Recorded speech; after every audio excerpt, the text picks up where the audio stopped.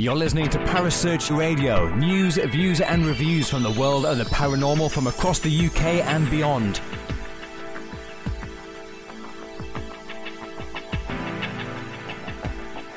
Find us on Facebook, Twitter and the World Wide Web. Parasearch UK Radio.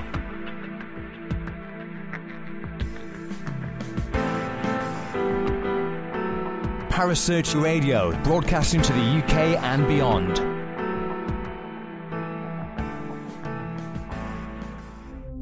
The views and opinions expressed by presenters and guests are their own and do not necessarily reflect the official policy or position of Parasearch Radio or its affiliates and sponsors. Listener discretion is advised.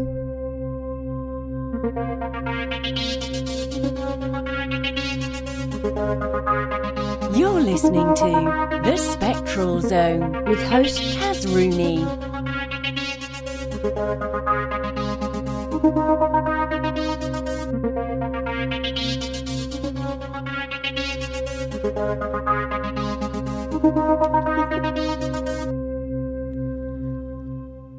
Good evening, everyone, and welcome to the Spectral Zone on Parasearch Radio. I'm Kaz Rooney, I'm your host, and tonight I'm being joined by CJ Simmons and Karen Besant. Hi, guys, how are you doing? Hello. Terrible twosome. Honestly, you should hear the shenanigans from these two in the background. Anyway, how are you both doing tonight? Brilliant. Absolutely. Got a nice glass of port here, so I'm quite happy. Oh, there you go. He's happy.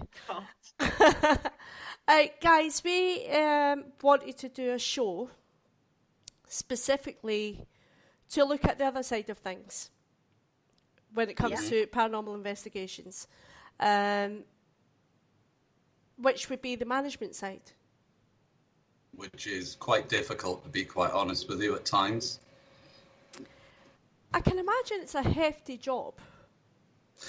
It's got, really, you have to understand that when you're doing location management, there's a lot that's going on in the background that people don't see. And that's the countless, endless hours of sitting at the computer, keeping things fresh, emailing people, advertising, keeping the locations as active as possible and in public domain. There's an awful lot. It can be quite stressful at times, to be quite honest with you. And I mean, Corinne does quite a lot of the advertising. I'm pretty sure she'll have something to say about the advertising side of it, the time it takes to do.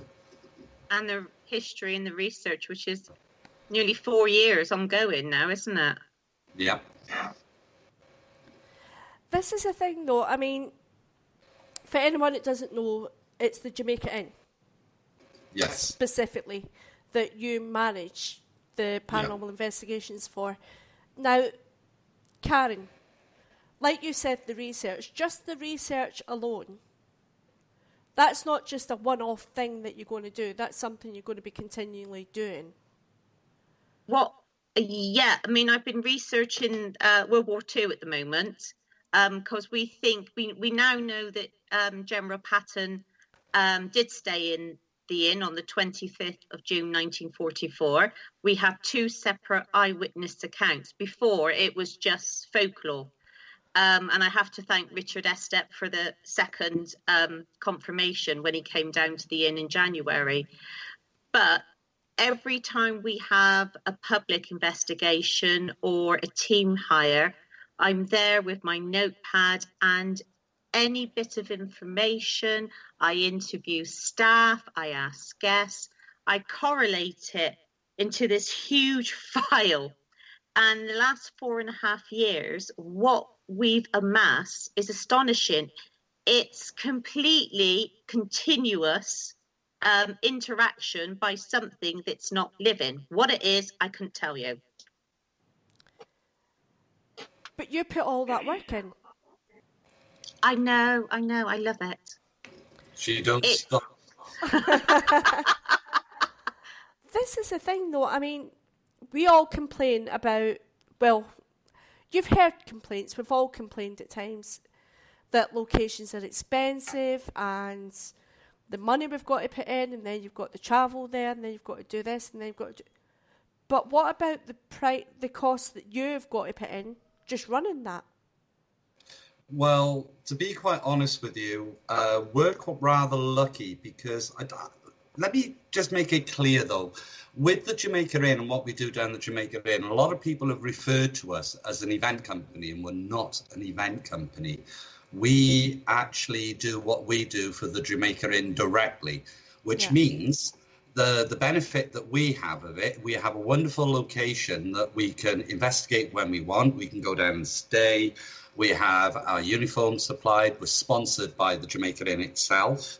We are the actual Jamaica Inn team. So there is a difference between what we do to what event companies does down there, because we don't handle no money, no nothing. It all goes directly to the inn, and the inn handles that. Yeah. But the benefit that we have, Kaz, is really we don't really outlay anything. We've got a zero outlay. We just go down there, we investigate, we do what we got to do, and we come away with it. There's no outgoing costs for us. So we're very, very, very grateful and very, very lucky to be at the Jamaica Inn and representing the Jamaica Inn when they do their paranormal nights as such.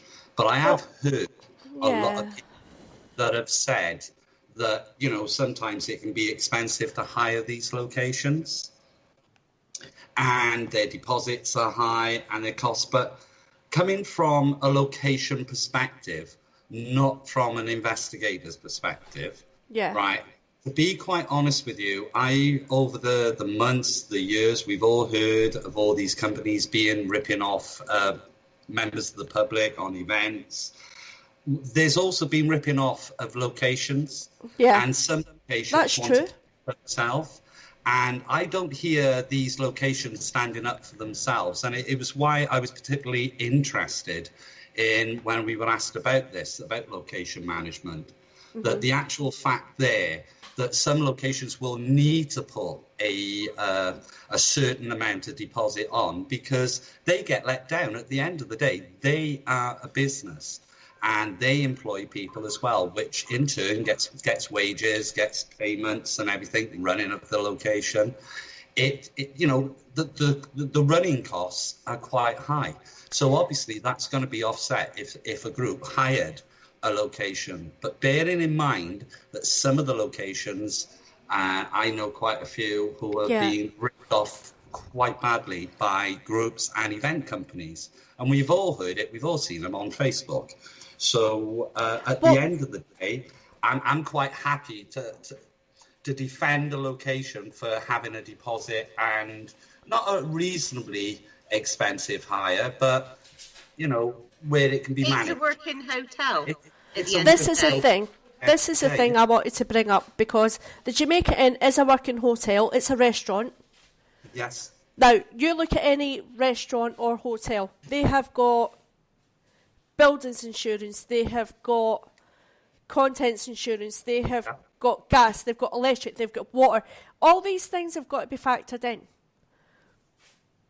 Not including paranormal investigations on top of that. All these things cost money. So that all adds into the price. The other thing, can I just interject if Colin doesn't mind? There's a small location by me called Warmley Clock Tower. Yeah. And I'm in the background. You would have been aware that we did, under my team, a charity ghost hunts there. And we raised £500 for the trustees. But also, I'm in the background because it's very cheap to hire for teams and event companies, but they're also very trusting. They give you the keys.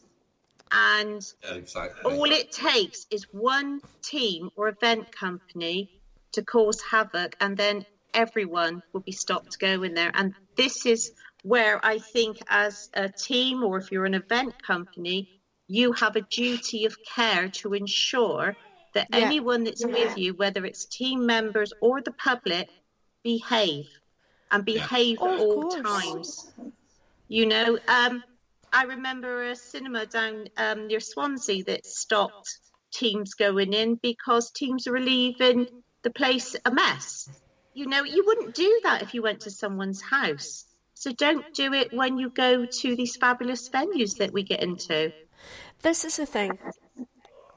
You get into a location, you pay whatever price it is to get in. But, I mean, some of the locations we go to, like the one you've just mentioned, they're old.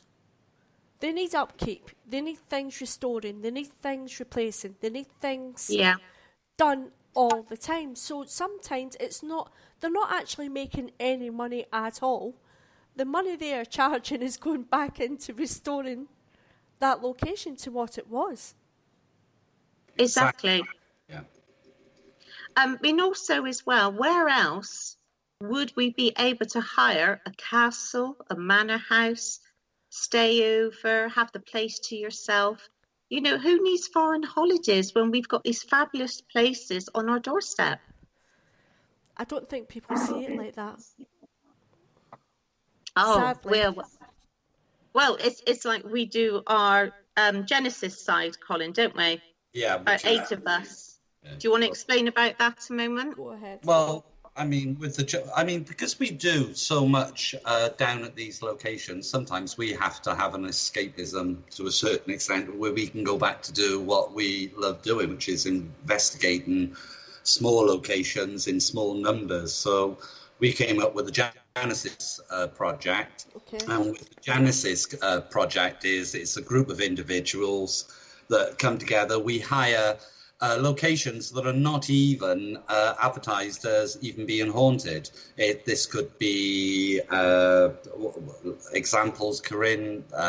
Priory, priest house, anything, manor house, all sorts of places. And then we'll go in there for 2 days and we'll investigate it, try all sorts of experiments, and come back. And it's really nice. It's where the passion really lies with, but also. It's an escapism from us, from the mundane day of looking after these locations. And believe you, sometimes it can take over your life, Kaz, to be quite honest with it. Now, this is another thing I wanted to bring up. I mean, with both of you being investigators as well, you're coming from both sides of it. So, I mean, I was speaking to Karen on the phone. We were speaking and you were saying that all your guests come to your events at the Jamaica Inn or whatever, and when they come, you give them out information booklets about tech and explain the tech to them. Yes, that's correct. And how things work, and explain different experiments and things like that. Not all teams do that. Well, to be quite honest with you, it's a bit of a thing that we do. We've got a motto which is open, honest, and transparent. Because once you're open, honest, and transparent with people, you can't, you're safe. You're there. You're exposed. So we actually tell our guests when they come down to the inn that basically, if they're going to come down and investigate here, they're going to have a little bit of what happens to us when we go there. We want them to experience what it is doing an investigation to the best of our abilities. So obviously we take them off, we do experiments with them, we explain to them, we tell them what is paranormal and what isn't paranormal, because not even sometimes do we know, because some strange things can actually just happen. Like the one time we were down there with a group of people, we walked into the museum and all of a sudden we're tapping and all we're getting is a massive amount of tap-ins from everywhere. And we couldn't believe it. But it's good. It's good. I don't know what Corinne's view is on it, to be quite honest. As I say, me and Colin are slightly different, and I think that's what goes well together with our beliefs and our approaches. And I will explain the science behind something, and also what believers, think of things like when you do the seance, when you do the circle, moving forward and all that sort of thing. Human Roman pendulum, I couldn't think of it for a moment. But also as well, I remember when I first started, and we now, over the years, have had people form their own groups. And I think it's lovely that you're giving something back. You're helping them start. You're not telling them what's right and wrong. You're giving explanations right across the board, and they find their own niche or the way they want to go, whether it be psychically or scientifically. And without the help from people like the Kev Kerrs, Chris Howley, even our Glenn Smith from West Midlands, you know, I wouldn't know a quarter or even 90% of it. Did you have to mention his name? Did you have to? The little hobbit, he's lovely. But it's what you call para-unity, that, you know, you help young things grow, same as the older ones helped you. And I think we have an obligation as well of perhaps in our own way teaching good practice, regardless of your own beliefs. Well, I mean, I do agree with that. It makes common sense to explain things. I mean, you can have people come in and not explain anything, but it doesn't make sense to do that. If you can explain things and they explore it a bit further after they've left you, then that makes sense. Well, in my eyes, if they actually leave one of the events and they leave asking questions and more inquisitive, that's job well done. Yeah. Because we want them to question everything. And I always say this to them when we do the intro. Excuse me. I always say to them that you have to take away from this what you take away, not what we try to convince you of, because we're not going to try and convince them that anything is paranormal at the end of the day. It's for their choice to make that. We don't interact with them once they're doing any of the boards or the pendulums or anything like that. We stay away from that. We always open to say that we won't get involved in that. It's down to them to actually do that. We will explain the science behind it. Yeah. And if they come back to us and they say, for instance, if one of the guests went and took a photograph, they walked into one of the bedrooms, they come running down, they say, oh, look, we've got an orb. What we'll do is sit them down and explain to them that maybe what they have captured is when they sat down on the bed or the chair, the dust has risen, and the object is really nothing more than dust. And we explain the reasoning behind that. Nobody walks away that I'm aware of from our investigations not asking questions, and that's the right way to be. Question everything. But we also have lots of experiments, and if they're willing, they can go off with an information sheet and conduct their own experiments. And, similar to what we do on the Genesis, and it's fascinating, some of the results, especially with the folklore of the crying woman with the baby down at the inn.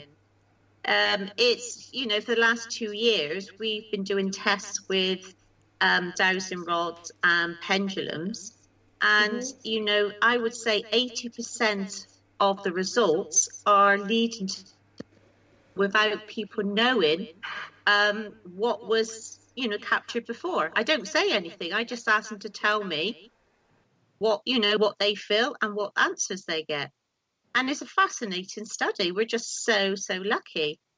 I mean, that's the old of the board, isn't it, that we do down there, where people collate what information that they have from the location, and then we will actually marry that up with what is fact, what is fiction as such. It gives a good basis, really.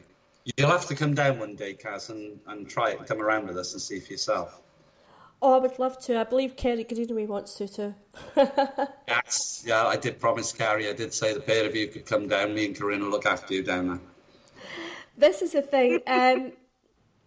Right, I've got to ask you this. As paranormal investigators, what's the one thing? What is your one bugbear when you're on an investigation? What's the one thing that you think, oh, I don't like that, don't do that? For me, coming from a tax side, it's contamination. It's why small is beautiful and large is stay the hell away. To be quite honest, I'd rather be in a group of 3, 4, 5 people than be in a real large group. But I think over the progress with us, as we do investigations, you find that and you fall within your own natural rhythm, if that makes sense. Yeah. You will come to that realization that going with a lot of people, it's not good, and it's a big bugbear of mine. Although I do it because I do it for also the enjoyment of seeing my colleagues and stuff. Because when we get together, we're a great little family. Yeah. But obviously, if I had a preference and if it was a bugbear, it would be bloody contaminations, because the amount of stuff that I go through. And I don't just go through, review once. I'll review about 2 or 3 times. So you're actually doing 3 or 4 times that investigation.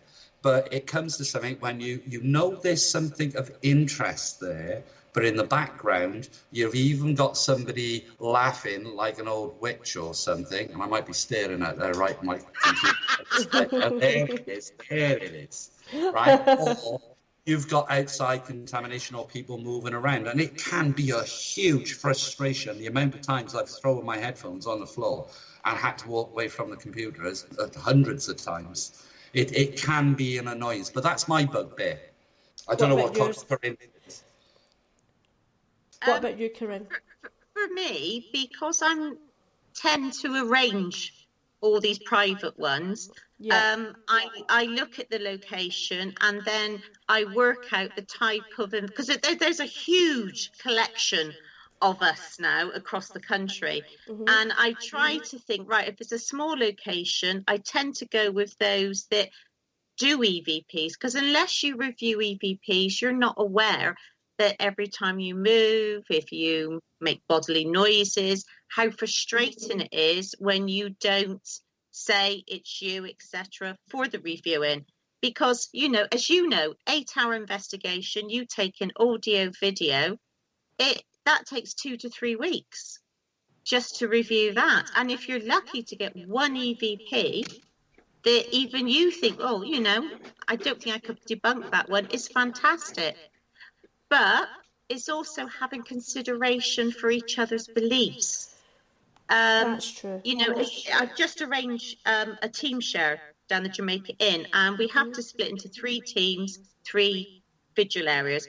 So I've worked out, one team who are more science will be together, one team who are more senses-based will be together, because then they can do their own thing, and then those that want to do EVPs will be out of the way, that those that are more psychic in their approach. And we've got friends that are psychic and they mutter under their breath as they're tuning in, which is a nightmare if you're trying to do an EVP. So you've got to sort of weigh it out and sort of be fair to everyone, and that can be really hard. Yeah, because you're never going to get it right all the time. No. You have a question in the chat room from James Steele. Do you find that some spirits communicate frequently over time? Have you ever built up a rapport with spirits there? Yeah, I just answered him, Tommy, down the inn, and you've got your friend in the stable block. Yeah, I never get David. Yeah, young David. And to be surprising, it surprised me because of the amount of other people that are not aware of these names that we actually get quite a lot of interaction with. And they come up with the names. Now then, that fascinates me because I think to myself, well, where did they get that from? They could have done a little bit of research, but they come up with some stuff that you think, well, hang on, no, it's rare, but when it happens, it's such a delight, if that makes any sense. But also, we deliberately keep things to ourselves to keep the surprise when people actually verify. Say 6 or 7 times. There's something in room 4. Everyone says about the man with the tricorn hat, but 4 times now, I'm not going to say what it is, people have picked up on something else, and it's fascinating. Not what you expect. It's also amazing to hear what people pick up when they come down there. And not always is it everything to do with smuggling. Some people pick up on all sorts of things down there, and it is fascinating to hear their views and their opinions. But that's what they take away from their experience of what they picked up down there. To be quite honest with you, and you know, and it will continue to do what we do as long as we can, really, to give people that opportunity to investigate that a place like the Jamaica Inn. Because prior to us doing it, Kaz, nobody was going there. And it was only us that we went down there, and I spoke with the owner, and I said, come on, let's open it up. And the only way we could really do it, and we could do it fairly, was to do it as like team shares and stuff like that. So you cut in the costs down. Yeah. So, I mean, all that came up from our idea and the way that we do it, to be quite honest. But also, Kaz, we did a test night. And that's where we realised the only way, because it is a working hotel, to cut down on contamination is to hire the whole old block. That's why you need 21 investigators. Yeah. Because it's no good if you're in the stable block and there's guests in 3 of the rooms above. And to be honest with you, people go on about the famous haunted rooms, but the whole old block has had many things happen. And even the brand new wing, there's a couple of rooms where people have found their items moved when they go for dinner and come back. So it seems to be spreading, which is bizarre. Which Maybe because of the renovations, do you think? Yeah. Well, it means that, in my eyes, that, you know, spirits are not, in my opinion, attached just to one area. They're free roaming. They can go wherever you want to go. I can't see how spirit could just be attached to one place. So at the end of the day, I'd like to think that they roam the whole area, to be quite honest. They probably roam the houses opposite as well, to be quite honest, because Bolventa is just as old as what the Jamaica Inn is. So there's some beautiful houses there, and I wouldn't be half surprised if you went in some of them houses that you wouldn't get some activity from there, to be quite honest with you, or from the Jamaica Inn. Right. Well, there is one building opposite Kaz that's the oldest building. It's called the Jamaica Inn Farmhouse, and I inquired of the owner. They think it goes back to the 1500s, but that would have been the first building on the site. So the Jamaica Inn, though it was built in 1750 as a coaching inn from Launceston to Bodmin, it was called the New Inn, and not many people realise that. The one question I've got to ask you both, and I'm going to start with Corinne. What is one thing that keeps drawing you back to that location, though? What's the one thing that draws you back to that? Myself, the first time I went down there, I saw my first ever apparition, if that's what you want to call it. I mean, obviously I've got more sceptical, but what I saw of this typical little girl, blonde curly hair in the Victorian smock, you know, the standard one, is seen constantly, especially down the corridor between the gift shop and the toilets, which doesn't make sense because that's an outside area.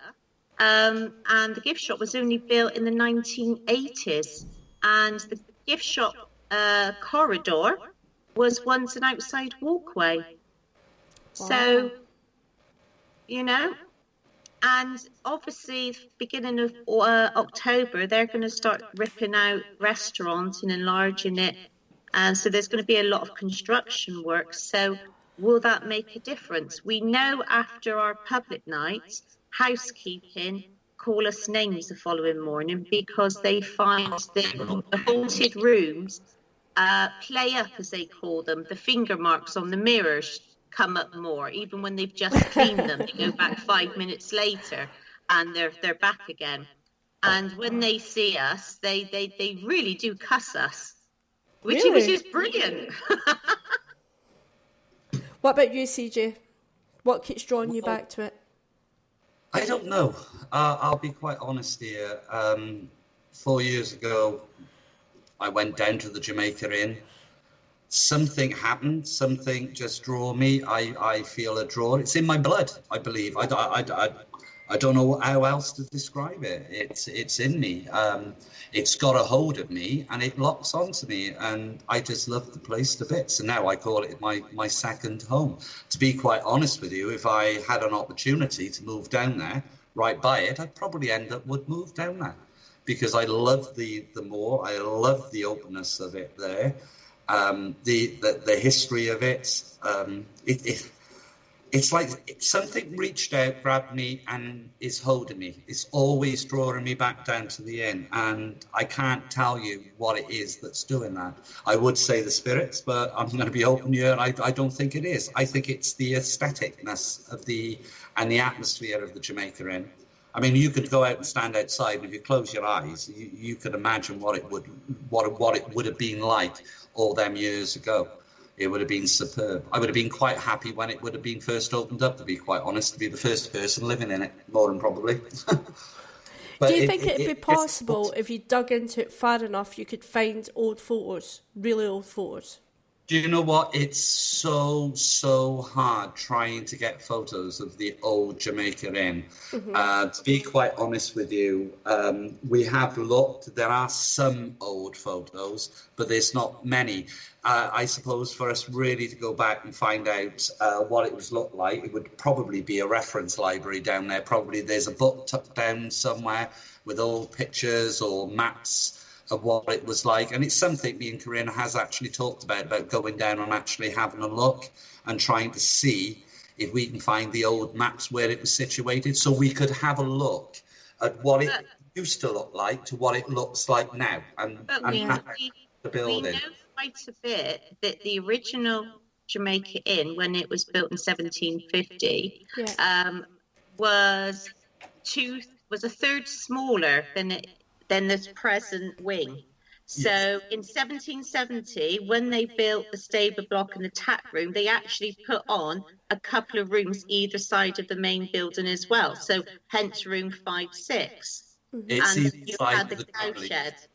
But also, the owners of the Jamaica Inn, they were tenants. They used to take out 99-year leases. It wasn't just the inn. They owned property all around Boventon and nearby villages. They were quite well off. And we know the names of those who actually lived there from 1797, like the Broads, the Chedwins, the Duns. You know, we have a fascinating history. Yeah. And, you know, it's ongoing constantly.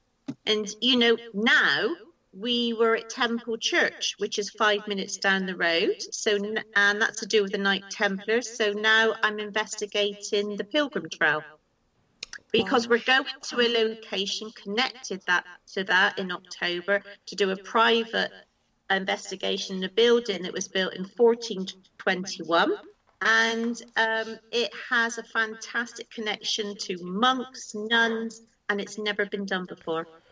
Yeah. Never. These locations are out there. Wow. Same as Kenna Manor. We came across that last December. I got talking to the owner. Me and Colin went down to see him. And now that is available in the winter for teams and event companies to hire. It's an 800-year-old manor house, privately owned. It has 4 distinct wings. So you have your medieval hall, you have your Elizabethan wing, your Georgian corner, your Victorian wing, and the cowshed used to be the medieval chapel. Plus, we've got all the names of who lived there. It is astounding. And you love your history, don't you? But also, people don't spend the time to go and look into to try and find these places. I'm dying to get in here. She does my bloody head in. Honestly. You love it, really, CJ. Stop pretending. She does. She goes on. You get her on history, and that's it. Oh my God! I don't need to buy any history books. I've got a Corinne. Basically, at the end. You've got Corinne and you've got Penny. Yeah. You've got both of them. There is, Kaz, I hope you don't mind. There's a lady that posted a question in the chat room, Kelly J. I didn't see it. Right. It's question about what is your opinion on tech in the field. Do you mind if I answer that question? No, go ahead. Right. Well, Kelly, That my hasn't come up in my opinion on tech. There's a place for tech, and there's a place not for tech. It all depends on your belief system, as we say. I use tech, but I think the best bit of equipment, or the two bits of equipment that you could ever use, is eyes and ears, to be quite honest. Unless you're going blind or you've got cataracts, which then you might need some assistance. But I mean, eyes and ears are the better bits of kit to use. We use kit, but we use it as a, what word am I looking for? We use it to try and draw them in a little bit. We're starting now to use more, a little bit dangerous kit, like static generators and Tesla coils, and God help me with a Tesla coil. But we were starting to go the old way, back in time, if you like to think about it that way. We like to use, or I like to use, the old Tesla coils, static generators, really. It's the way that I want to go, because I do believe if you're going to get contact with spirit, you've got to generate and help them generate energy. And it's what energy that are they made of? Because until now, we've got no knowledge on it. So the experiments are really, really important. So I think tech is important, but it's not important, if that answers your question. It all depends on the individual, I think. Can I just add to that? I'm passionate about, if we're trying to talk to people going down the centuries, the way we talk today is alien to them. So knowing how people spoke, how they spoke, how they greeted one another, it's like, I love swear words in Old English, and on certain occasions, especially Woodchester Mansion, it has an effect. Reading from the Bible, trying to recreate something that would have been familiar from a certain time zone. But that's where you have to take the time. We're trying to learn Latin phrases for an experiment at this priory we're going to do in January, where we recreate people sat at the table with bowls, stew, and we speak Latin to one another with just cameras and EVP recorders. That's if it works. Well, here's the thing. Do you think then, I mean, we all try to use trigger objects, which may be music from the time or coins from the time, but do you think we should take that a little bit further and maybe dress up for that time period? Definitely. I think that would work. We're having costumes made soon. I need to diet more. Are you actually going to be wearing costumes at the Jamaica Inn? Yes. You'll have to wait and see what our costume is going to be, though. I don't know what it's going to look like. But it should be fun. But yeah, reenactment is very, very good. To be quite honest with you, and I'll be quite honest here, if somebody said to me, Colin, stand in the middle of the room, bounce on one leg and tap your head, and I guarantee you're going to get some sort of interaction, I'm going to try it, to be quite honest. Why not?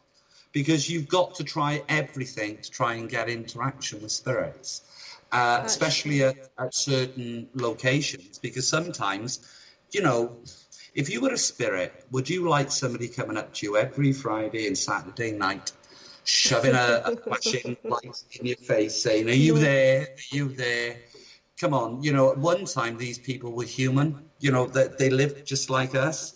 If there is such a thing as spirit, then at the end of the day, I think they need to be treated with a little bit of respect, to be quite honest. And to be quite honest with you, you've got to have a little bit of respect for it, to be quite honest, and respect for the location, because they lived there. That was their area that they dominated in when they were in life force. So now they've lost, they're still there. So give them as much respect as possible, to be quite honest. That's true, CJ. Right, Corinne. Yes? To get back on topic a little bit. Have we diverted? What? We always divert, CJ, it's all good.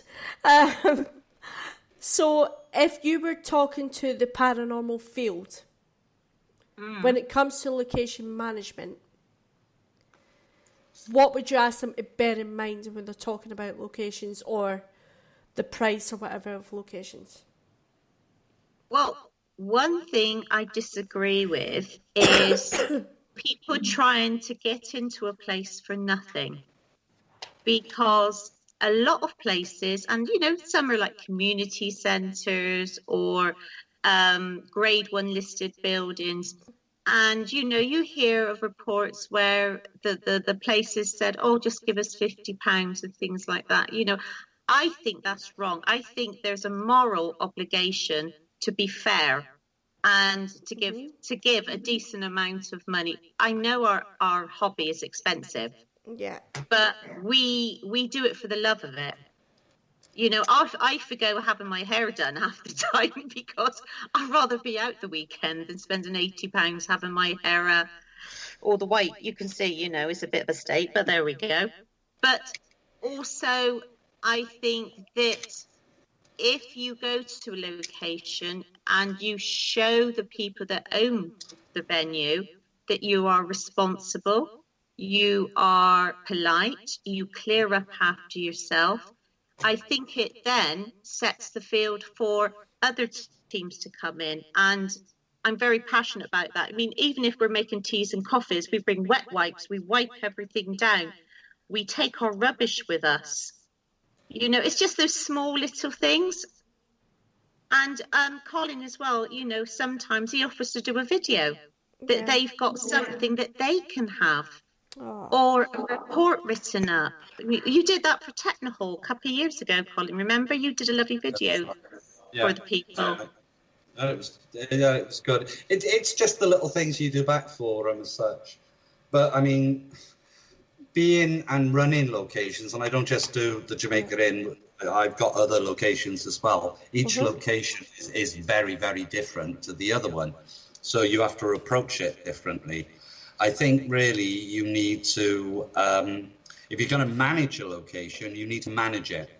And you need to have that good relationship between yourselves and those, i.e. An owner or the governing body that runs the location. You need to have that good rapport with them. And obviously trust as well, and faith.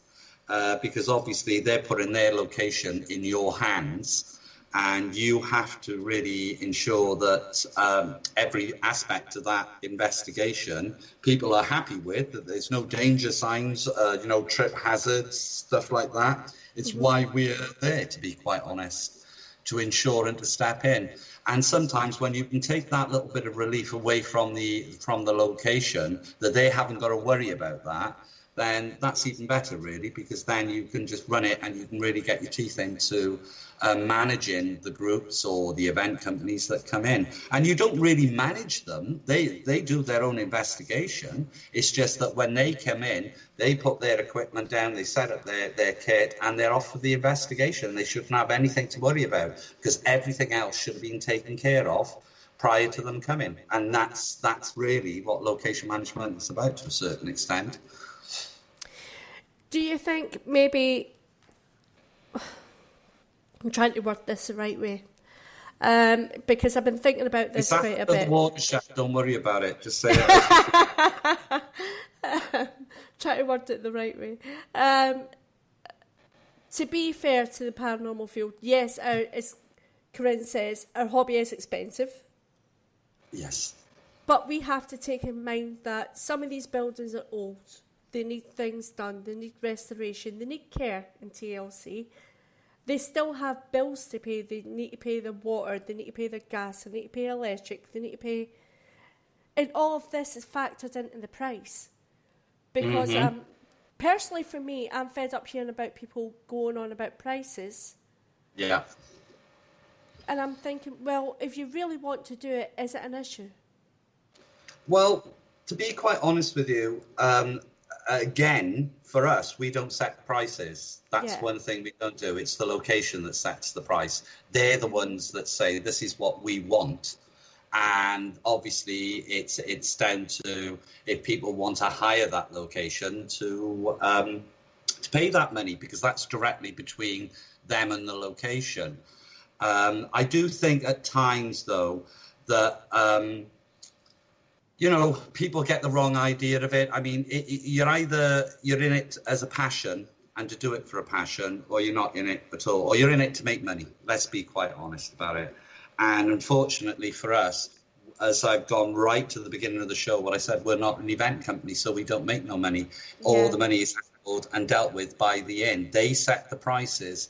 They set the format and what they want done. All we do is, as if you want to call it location managers, is basically go in there, do what we're expected to do, and to make sure that guests are all happy. And obviously, if it's like the inn, where it's a working hotel, that you've got everyday guests which are staying, which are not part of the investigation. Mm-hmm. So you have to manage that as well. Yeah. And when these guests actually come up, and we have it all the time, can we come and join you? Can we come and join you? Don't we, Corinne? We call them walk-ins. And they're fascinated. They didn't know about it, but once they see it, they want to get involved. They want to have a little bit of it. So really, it's not for us as location managers, if you want to put it that way again, that for us to set any cost or anything. We're there for the enjoyment of it and for the passion of it, and the fact that we can investigate the inn whenever we want. And like with the other locations, the Newbridge Memo, I can investigate that whenever I want.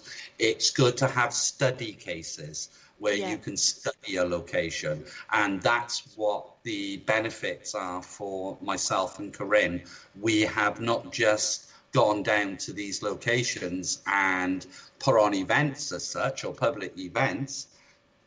We've actually gone down there and actually study that location, get to know every nook and cranny of that location. And over time, it does help because it builds up the picture. And when people are asking questions, I mean, look at knowledgeable Corinne is with the history side of it. Exactly. I don't get involved in that. I leave that down to her because that's her passion. And she leaves everything else down to me. Well, should do, but there again, she's a woman and she'll take over anyway. Corinne does what Corinne does. In fairness, CJ, that a woman probably organises things best. Yeah, just saying. You're not going to get any argument off me on that. But the upside of places like the Jamaica Inn. And you got the Warmley Clock Tower, you've got the Newbridge Memo, is, how lucky are we to sit alone in one of the restaurant areas of the Jamaica Inn on our own at 4 a.m. I know. And it is heaven. You sat there and you see a shadow down the bottom end and you think, could that be? And there's no one else about. Everyone's in bed. That's priceless in my book. Totally priceless. Same as, when we've done the Newbridge Memo, Colin. Yes. Sorry, I was reading things in the chat. Yes, men can't multitask, you see. No, it's just that Philip has actually been making a good point, actually, to be quite honest, about venues and the cost of them, that's all. I was just found it interesting. Right, okay. Go on. Sorry, I need to be fair here because someone has said about Philip has said, so the venues missed out to an extent, then I think the venues thought we need to make a few coins and hence the price has risen up and up. But I mean, I don't mean to say this to be mean, but when certain TV shows go to locations, the price goes up. Oh God, yeah. Well, just look at the SS Great Britain, Corinne. A classic example there. Yeah. That, when we hired that twice. I mean, look the cost. That was. We're not supposed to say about that. Oh yeah. Oh yeah. Sorry. Sorry. No, you're in trouble, CJ. I just say thank you, Mr. Simons, that over the years we have been very lucky to do some famous locations that no one else has ever been allowed to do, apart from obviously, the most famous ghost hunting show. And Colin I could kill him. But it's so exciting, and the cost. You think places like the Jamaica Inn or some of these like Shepton Mallet Prisoner, dear, you should go to some of these famous ones. You're talking thousands. Yeah, literally thousands and thousands. Sorry, it was the point that I was trying to put across. It's the actual cost of these big locations and historical locations, let's put it that way. Yeah. And what they are charging to have groups in. But we did it. We didn't grumble about it. We just went ahead and done it. And it was enjoyable, I must admit. And can I just... Yeah, of course. Go on. ahead. Go ahead. No, you go ahead, Cass. My personal view on it is, a lot of these locations we go into are really old. They have a lot of history. They need a lot of restoration. So please think about that when you're looking at the price that you're going to pay, because you don't know how much of that money is going back into restoring that property and keeping that property running. That's the thing that gets me. Also, you know, the Warmley Clock Tower, when I sat with the trustees, and, you know, I'm in the background, you know, they organise people coming in. I'm just there on advisory level. A team is only £200, which is affordable for small teams. Yeah. And, you know, you're given the keys. You have the place to yourself. Next year is going to be a lot more. I'm in the process of correlating a couple of other areas there. And, you know, it will help bring much needed funds to keep these historical places going.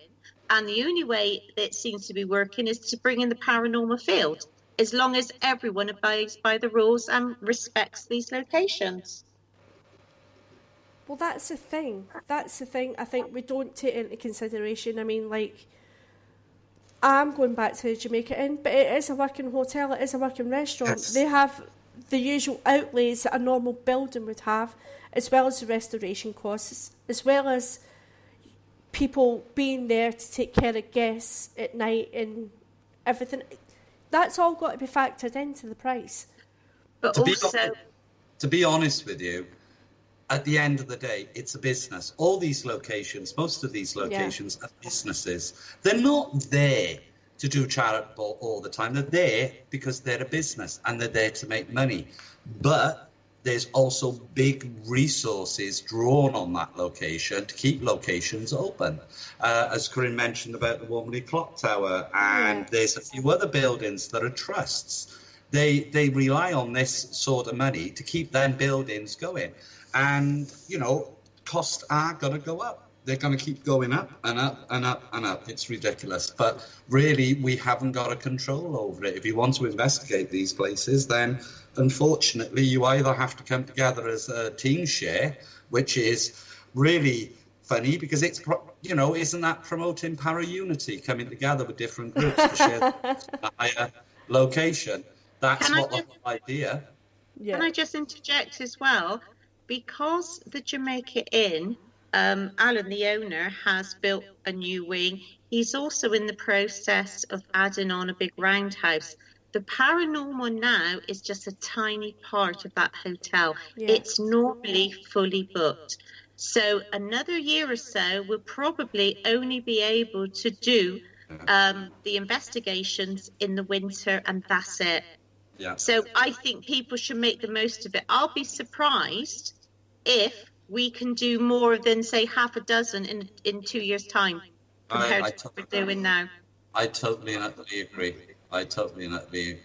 So we should make the most of it then? I think people should make the most of it because at the end of the day, as Corinne has just indicated, there is stuff going on down there. When the roundhouse goes up there and we have weddings going in there, there's going to be no way you're going to be able to do a proper investigation, if you want to call it that, down there. Mm-hmm. So it will be reduced. So it'll be on a first come, first served basis as such. But obviously, again, it comes back down to it that they're a business at the end of the day. And, you know, everybody makes money. Everybody makes money. It's what makes the world go around, unfortunately. Unfortunately, we have to. We live in the UK. You have to, well, make money somewhere or some way, don't you?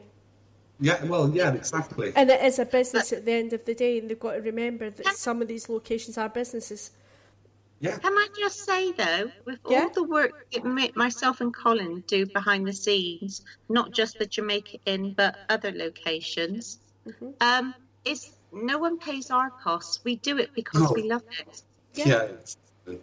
And people forget all the travelling. You know yourself, the cost Yeah. of going a couple of 100 miles, wear and tear on your tyres, the car, it all adds up. And Well, I'd just like to point out I've actually got it worse here because I don't drive. So I need to get trains and coaches everywhere. Yeah, likewise. I'm in the same boat, Kaz. Oh, really, it's a if it nightmare. wasn't- It's a nightmare. So she also doubles up as my chauffeur, you see. So, I think that's the all words around, to be quite honest. But, going back to the team share, the amazing investigators we've met over the years and kept in touch, and from such vast, different perspectives of beliefs, investigation techniques, but we all get on. Yeah. And it'd be so nice if there was more of that. I mean, obviously, it tends to be geographical, sort of like southwest, central, east England. But, it's a great way to make friends. I mean, some of these people, like myself and Colin, we would never be friends unless we had an interest of the paranormal. Yeah, exactly. And that's the pleasure about it. And I think that's what people have got to hold on to. Although it's a hobby, although it can be a pain in the backside at times, at the end of the day, if I went back, I wouldn't change a single thing because No. the people that I have met and, have become very, very close friends, more like family at the end of the day. And that's the way that I look at it. So I wouldn't change a single thing if I could go back in time and change it all, because there are some fantastic individuals out there who's willing to help. We've met some amazing people over the years. Just yesterday, a friend of ours who came to the Jamaica Inn last September, we've kept in touch since. You've got to invite, come to Australia, Richard Estep, come over to America, our lovely Wes, come to Canada. Mick in Ireland, we've already done Northern Ireland with amazing Shane's Castle and Limavady Workhouse. Where else can you do such a thing? It's fantastic. And Game of Thrones. Oh, God. He's got a bit of leather from Jon Snow's sword. Oh, hell yeah. How did you manage that? Well, they did tell me that I wasn't allowed to go on the scene where they had Winterfell. Yeah. But a lovely security guard got fed up with me crying and begging outside and let me in. So I run through the gates, grabbed a bit of stone and legged it back outside, just running there and shouted, "I'm here," and legged it. And they were all laughing. Now I was presented with a little bit of Jon Snow's sword. Oh. But the tunnels of Shane's Castle, which are used in quite a few of the scenes of the Game of Thrones, they're so eerie. They are fantastic. We had some weird things happen down there, I've got to say. And the workhouse. But unfortunately, we did prank a couple of people as well. That wouldn't surprise me with you two at all. We do pranking, yes. We always say, but poor Rick was in one of the cells, and Collins said, "Do something now," and he threw his torch in, and that poor man legged out of the cell and had his head between his knees. I thought I had killed him. I swear to God, the way he came out, I thought, oh my God, I've killed him. But he legged it out of there so quick. But do you know what I absolutely loved that I saw recently? What's that? Was the footage of Colin in, I'm sure it was a hallway or a tunnel or but anyway, this bat came down and you're dancing all over the place. Just hilarious. I absolutely loved it. Yeah, that's Woody. Yeah. I've got a couple of them, to be quite honest, of me actually, somebody filmed me and I'm pitch dark and I'm saying there's something in front of me and I scream. This was going back about 2 years ago because I had a bat in my hand. It just literally flew into my hand, and my friend, Laura, she was there filming it and she was just on the floor because you just can't see nothing and it just suddenly Again. We we have a secret page on Facebook where all the pranks go on, and especially at Woodchester, what we've done to Colin, we've had witches come down on fishing rod wire.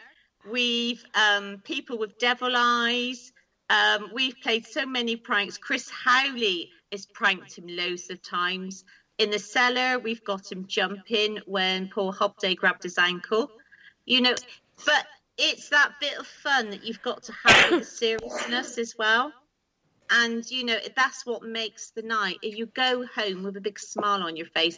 Even if you've got nothing paranormal happening, it's just a social aspect is the best. But you've just hit the nail on the head. And again, it comes back to managing the locations to a certain extent. It's what happens. Because you're on the spot there is when you've got 10 or 15 people, you're taking them around. And, you know, you have those days when nothing, not anything you do, nothing happens. You've got to be then on your toes to keep those people entertained for a certain amount of time.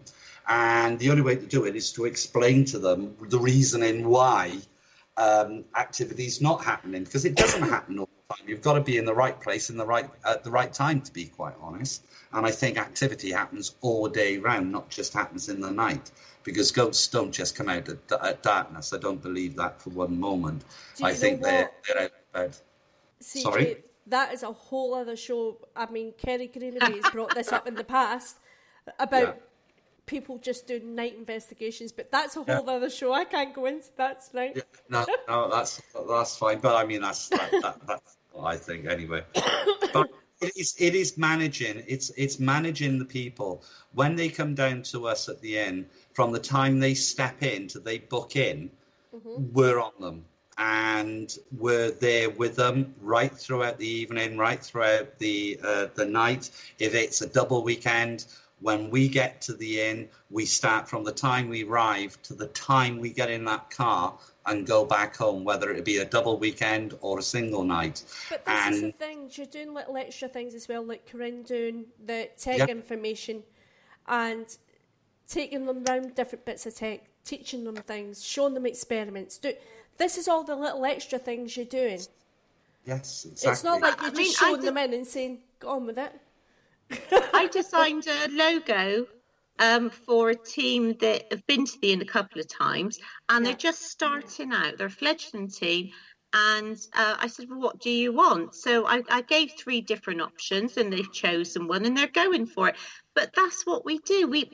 It's all the unseen things, which I'm sure many other paranormal investigators do, is helping out everyone in the field. And, you know, the phone calls that we all get, you know, any experiments, any ideas. Oh, have you tried this? And we pass information along to each other. You know, that's what it should be about. Same as, you know, when we speak to you, Kaz. Yeah, that's true.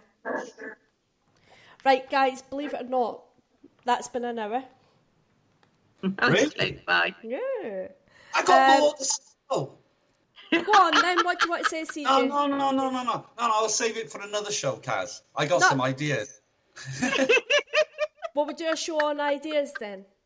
Yeah, do a show on ideas, because that would be good, to be quite honest, because that would get we'll do a show on paranormal ideas. Yes, exactly. How do you keep things going?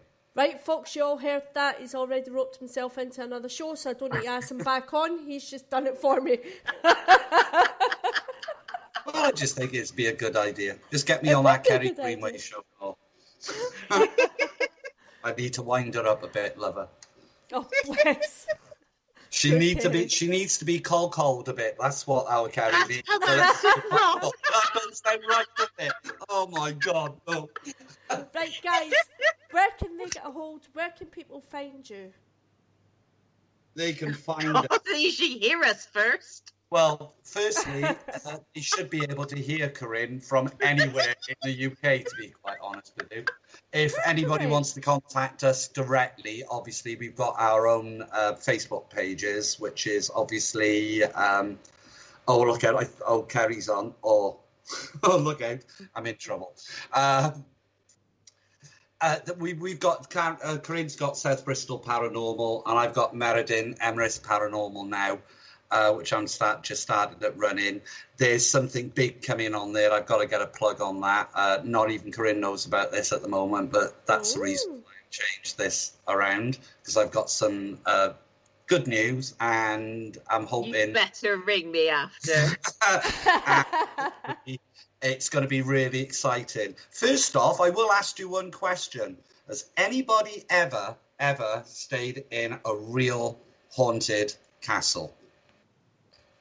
I'm not a fan of castles. Ah, right. Well, there. I'm a fan of church. I like churches. I don't know why I like churches. I thought you said touches. Yeah, I thought that. Churches. Seriously. Yes. Can I just echo Philip Ghostwatcher Jones's comment? Don't give Corinne your phone number. Whatever you do, you'll be plagued at all times of night. There's always Messenger. Do you know what? I've had great conversations with Corinne, so... You must be the only one then. You must be your only fan. See, now that's another one. When I first came into the field, Phil from Ghostwatchers Inc., he's been around for so long, and he's such a quiet person, but his knowledge of the paranormal is phenomenal. Yeah. You know, that's someone people should get to know, because he's very, very clever. He just doesn't show it. Yeah, he is. No, he's a good bloke, our Phil. Oh, yeah, bless him. But I'm not allowed to frighten him because of his heart. Yeah, don't be doing that. Right, guys, we have a competition. Ooh. Ta-da! We have a competition on Parasearch Radio, and that is to win 2 books by Jonathan J. Moore. They are Secret Societies and Creepy Cults. That sounds good. That sounds really good. And Shot, Stabbed, and Poisoned.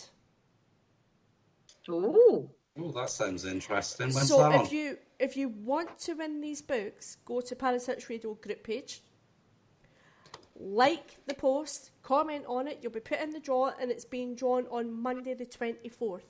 So you want to get in and win these books.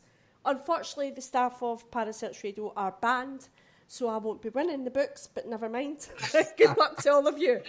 I bet Gabby's gutted, didn't she? We're all good. We are all good. But honestly, so to round this up, guys, when you're going to book a location, think about what goes into a location before you actually get there. Think about the bills that are paid. Think about the renovations that are getting done. Think about the money that gets paid out in council tax, whatever, gas, electric. Everything's factored into the price, and stop complaining. Just yes, exactly. If you want to do the location, do the location. It's that simple. You couldn't have put it better. You couldn't have put it better. Exactly. But if people look, there are plenty of free locations as well. It's just getting off their bums and going to find them. Yeah. This is the thing, Corinne. I'm quite known for taking off with my camera and my torch, my VP recorder, and just disappearing out. I quite like doing that because I've got a lot of cemeteries round about me, and old abandoned doctors' houses and the suicide farm, and there's quite a few places around me. Oh, brilliant. And we just take off to them sometimes. So I hope you've got a couple of mattresses, because you've just given me an idea for me and Corinne to have a road trip one day. You're welcome here anytime at all. Just give me a phone and say, we're on my way, and I'll go, right, okay then. I'll bring the drink, because you need it. And earplugs.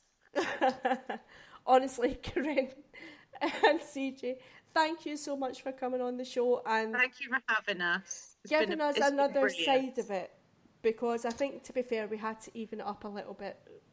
Yeah. It had to be evened up a little bit. Yeah, it had to be evened up a little bit, to be quite honest. It did. Because I don't think people take into account the amount of work it goes into a location or running a location. To be honest with you, Kaz, we've only just really, because we diverted a little bit, I knew that was going to happen. We've only really touched the top of the iceberg, really, of what goes on behind the scenes. It may be a gracious swan on top, but the feet are going like 10 to dozen underneath constantly. Yeah. But also, if you are looking after a location and you are the booking agent, don't you have an obligation to find out as much research as you can? Because there's nothing more frustrating than say, right, what goes on? Well, there's supposedly this. Well, where did you get that information from? How factual is it? You know, it's all that to consider. Mm-hmm. Totally agree. This is the thing. I don't like to research places before I go.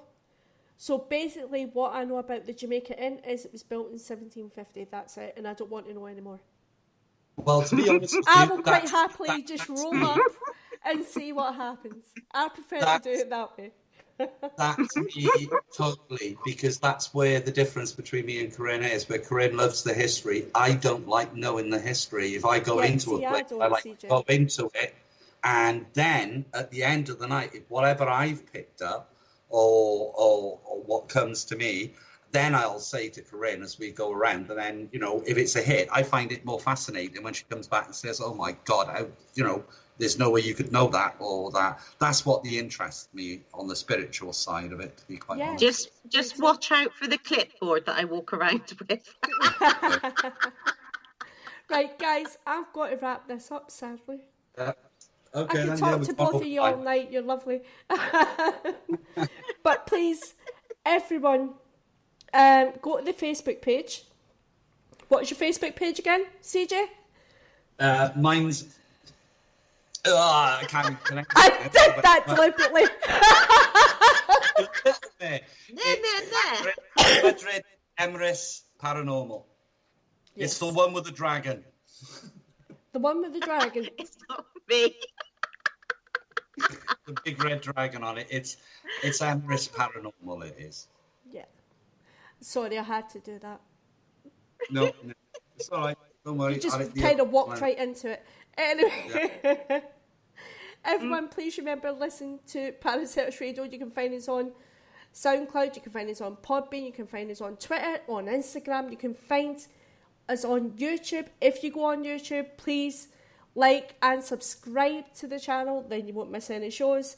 And all it remains for me to say is to CJ and Corinne, thank you so much for tonight, guys. You're very welcome. Thank you so much. Say goodnight to everyone. Night.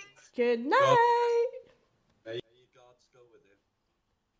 Thank you for listening. Don't forget to join us for more shows throughout the week. Find us on Facebook, Twitter, and the World Wide Web to keep up to date with all the shows right here on Parasearch Radio.